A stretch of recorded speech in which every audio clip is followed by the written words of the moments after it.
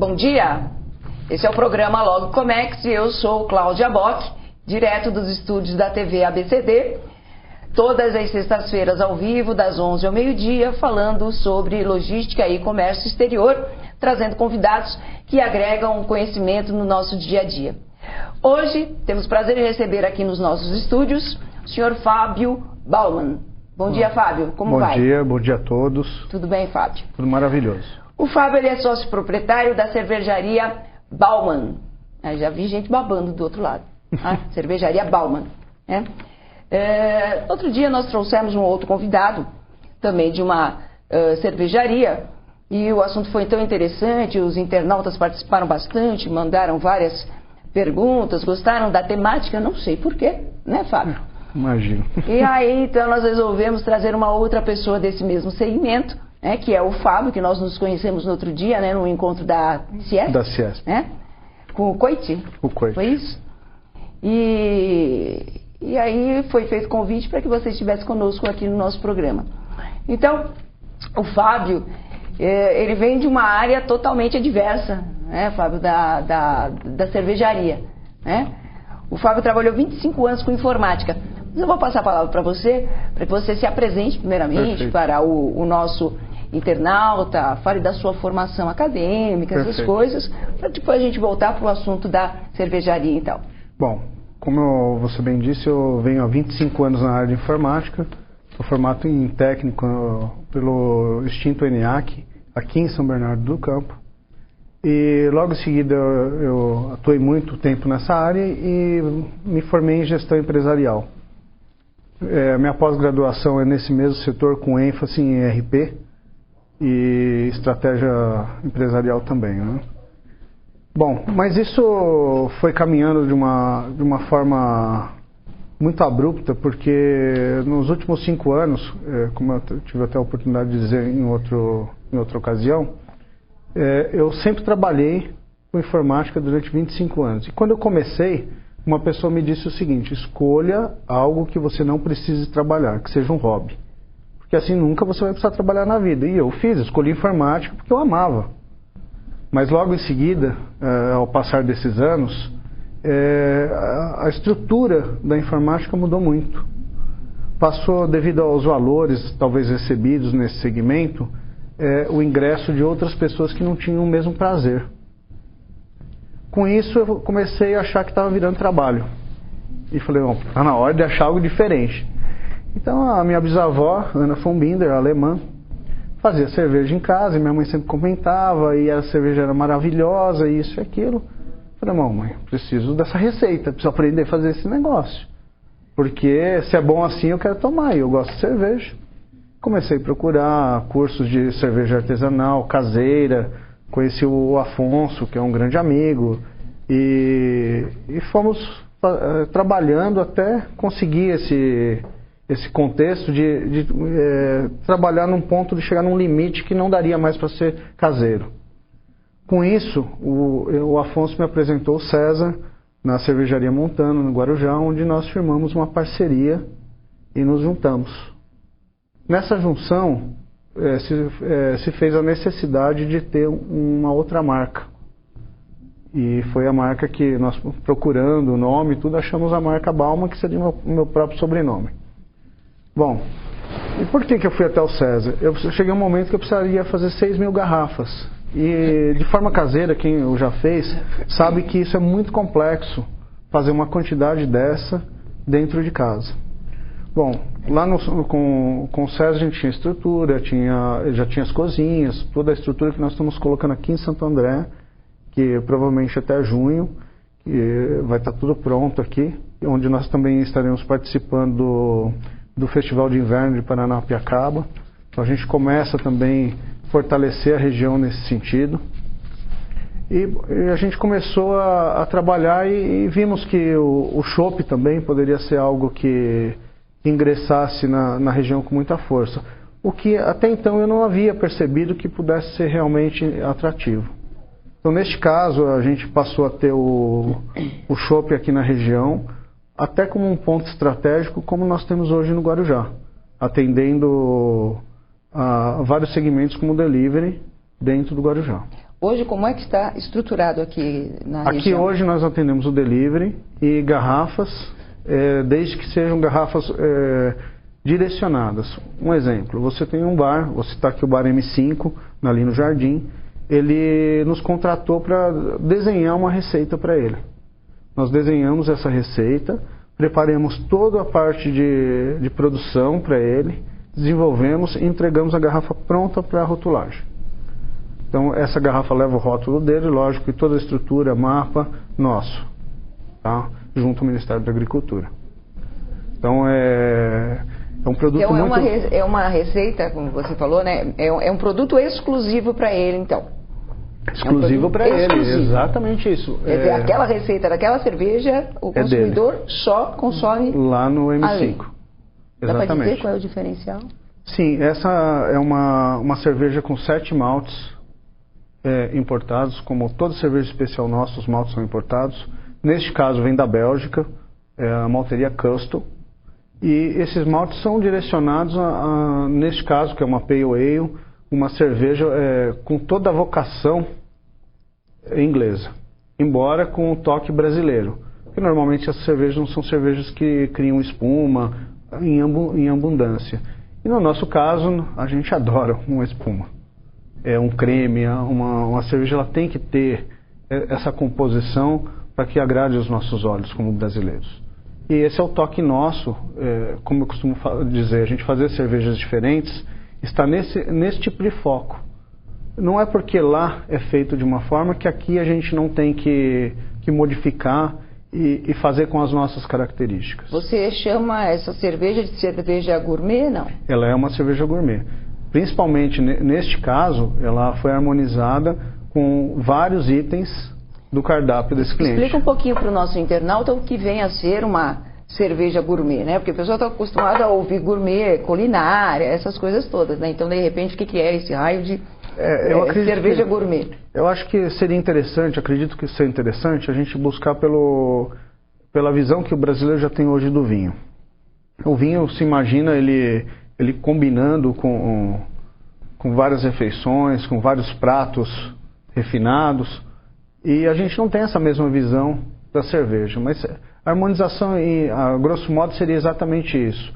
É você integrar a cerveja a um determinado prato feito por um cozinheiro, por um chefe, e este prato, ele atingir o seu ápice junto com a bebida. Então, os sabores de um e do outro se combinarem a ponto de criar uma sensação única na boca no momento que você estiver ingerindo o alimento. Certo. E isso tem se popularizado muito, né? Sim. Hoje a gente está num mercado muito pequeno, claro. O brasileiro ele vem entendendo isso ponto a ponto. Hoje nós temos 0,4% do mercado brasileiro de cerveja. É nada comparado com o tamanho do mercado que existe. Só que isso não ocorre, eu venho percebido, e até por uma estratégia nossa, vamos imaginar, a estratégia empresarial hoje, a indústria está focada em preço, qualidade, etc, etc, etc. Nós não. Você fala, você não é uma indústria? A Bauman não é uma indústria? Sim, é uma indústria. Só que o Fábio tem uma característica que ele transportou para a empresa, que foi, durante 25 anos, trabalhar com serviço, com intimidade com o cliente. Vender para o cliente aquilo que não existe, que precisa ser criado. E isso tem sido muito satisfatório. Uhum. Porque o meu cliente, eu estou presente nas festas dele, ele não é simplesmente um cliente, eu sou um amigo para ele. Eu sou a pessoa que ele me liga para dizer, olha, eu preciso de uma cerveja assim, como que eu trabalho? Fornecedores, ontem mesmo um fornecedor de gás, CO2, ligou, Fábio, estou precisando de uma consultoria, porque eu estou implantando uma e não sei como funciona. Então a gente está à disposição. Esse é o nosso foco, é estar presente tanto com os fornecedores quanto com os clientes amigos. É um nicho de mercado, né? Sim, e muito pessoal. Uhum. Porque você imagina um tratamento e que momento você consegue beber com o dono de uma grande cervejaria. Embora nós somos pequenos e queremos manter essa característica sempre, tanto o Marcelo quanto o Nelber, hoje lá com todas as características que eu tenho, de participarem das festas, falar sobre cerveja e estar junto. Porque muitas vezes a pessoa tem dificuldades, que ela não conhece como extrair um chopp, como tirar um melhor chopp, como que funciona, Você e a gente está nas presente. duas linhas, do chopp e da cerveja. Sim. Na verdade, o chopp e cerveja é a mesma coisa. É até uma curiosidade, isso é legislação. Então, a gente, inclusive, eu costumo dizer que escreve assim, CHOPE, não com 2 P's. Por quê? 2 P's é uma medida em alemão que significa 500 ml. E a gente é enganado a todo tempo, né? Numa garrafa de cerveja pasteurizada com o nome chopp induzindo o consumidor. Isso é contra, né, o Código de Defesa do Consumidor, mas ocorre abertamente sem nenhuma restrição. Na realidade, o produto é o mesmo, o que diferencia é a embalagem e a maneira como se serve. E o processo. O processo, você diz o quê? Que tipo de processo? No caso do chopp, ele é a cerveja não pasteurizada. Ah, tá. Então existe um diferencial no preparo. No processo, sim. O chopp, ele seria o produto nobre. E diferente do que muitas pessoas citam no mercado, o chopp é o resto da cerveja, é a cerveja lavada e tantas outras coisas que a gente ouve. Não, o chopp é o produto nobre. Porém, a durabilidade dele é curta. Então, um chopp, ele vai ter uma durabilidade de 7 dias. Tanto é que ele, comparativamente, em termos de preço, ele é mais caro do que a cerveja? Muito mais caro que uma cerveja? Não. Não é mais caro? Não. Um copo de cerveja, um copo de chopp? Não. Depende mas em qualquer do tipo bar que você vai, um copo de chopp é mais caro que uma cerveja. Mas você está comparando um chopp convencional com uma cerveja convencional. Isso, quando você começa a comparar com uma cerveja gourmet, já está muito longe. Ah, sim, isso é verdade, isso é verdade. Mas no convencional, no sim. industrializado da Sim. massa, Sim. O chopp ele é mais caro. Ele é mais caro pelo tamanho que você tem. Mas não só por isso, ele é o realmente produto nobre. Exatamente. E no nosso caso, Está explicado agora as diferenças. Até para a gente poder separar o que é um gourmet, o que é uma cerveja convencional, que é normalmente a base de milho e outros cereais como arroz e aveia. Então não é um produto 100% malte, como o nosso caso. É um produto que é adicionado ou o açúcar do milho, que é o whey maltose, para ser feito, né? A legislação prega isso muito claramente, que uma cerveja, para ter o nome de cerveja, poder usar a palavra cerveja, ela tem que ter 50% de malte e o restante pode ser cereais não maltados, como eu citei. Isso está na garrafa de qualquer um ou outro. A Premium, que não é a melhor como a gente imagina, ela 80% malte e 20% de outros cereais. E no nosso caso é puro malte, é 100% malte. Não há adição de algo que ultrapasse um percentual que seja contaminante a dizer que é 100% malte. Certo. Nós temos algumas participações aqui dos nossos internautas, de pronto quero agradecer a todos. E como eu disse, o tema ele é bem interessante, né? Temos aqui várias participações. O Felipe, oi Felipe, tudo bem? Ele está falando de Frankfurt, diz que sempre participa aqui do nosso programa, é verdade? Ele diz assim, sempre participam, hein? A melhor cerveja é aqui da Alemanha. Está falando ele que está lá na Alemanha, né? E quero avisar que não existe esse negócio de cerveja quente aqui. Geralmente o pessoal fala, pô, eles consomem cerveja quente. O clima ajuda a deixar gelada. Então, se ele está lá, ele deve saber o que está falando. Você acha que corresponde mesmo? O clima ajuda? Ele está quase que 100% certo. Então, eu agradeço a pergunta ao Felipe. Realmente não existe essa questão. Um produto ruim, como o nosso convencional, que é a base de milho, se servido a temperatura de 13 graus, 12 graus, provavelmente que seja que ele está lá, vai ser terrível de tomar. Porque o milho, nesse ponto, ele vai exalar odores, ele não vai ficar agradável. Já um produto puro malte, como o que ele está tomando lá, ele não necessita de ter temperatura para esconder. Então, o frio, ele inibe as papilas gustativas.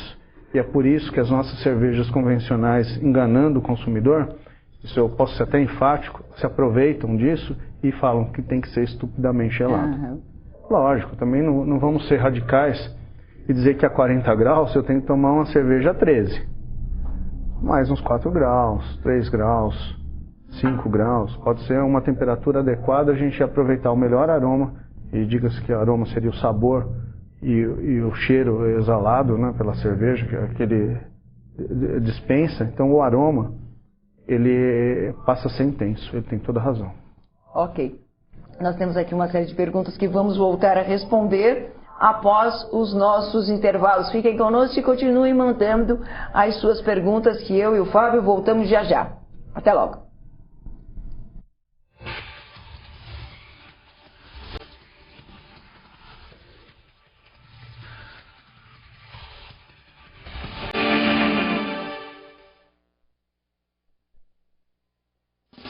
Vimbratel, a TV por assinatura para toda a família. Os melhores canais pelo melhor preço. Assine agora mesmo por apenas R$ 54,90 por mês, durante 12 meses. E você ainda leva os canais Telecine por 30 dias. Isso mesmo, apenas R$ 54,90 por mês e canais Telecine por 30 dias. E tem mais, ligando agora, adesão grátis. Ligue para o número que está em sua TV e assine via Embratel, a TV por assinatura para toda a família.